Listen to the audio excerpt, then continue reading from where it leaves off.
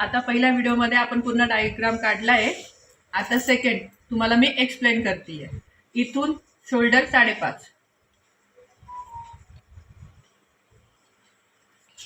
इथून मोंडा 5.5, मोंडा 5.5 इंच. त्याच्यानंतर आपण शोल्डर मध्ये गळ्याची विड्थ घेतली आहे 2.5 इंच, स्ट्रेट घेतलंय 5.5. त्याच्यानंतर खालचं पण परत 2.5 इंच. त्याच्यानंतर हा इथपर्यंत आपण छातीचा चौथा भाग घेतलाय.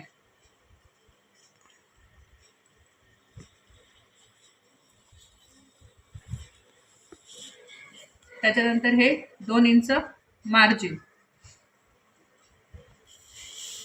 सेम जिथे इथे घेतलंय ते इथंच घ्यायचंय. टक्स साठी आपण घेतलाय छातीचा 10वा भाग. त्याच्यानंतर पुढे अर्धा म्हणजे टोटल 1 इंच. आपण टक्सची उंची घेतली आहे 4 इंच.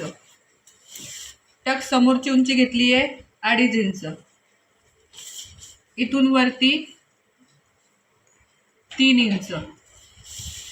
हा टक्स अंदाजे. त्याच्यानंतर हा टक्स पण येईल 2.5 इंच.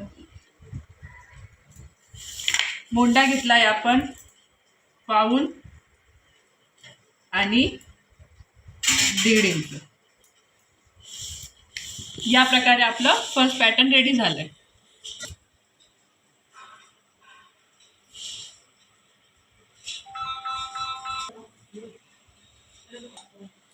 हॅलो.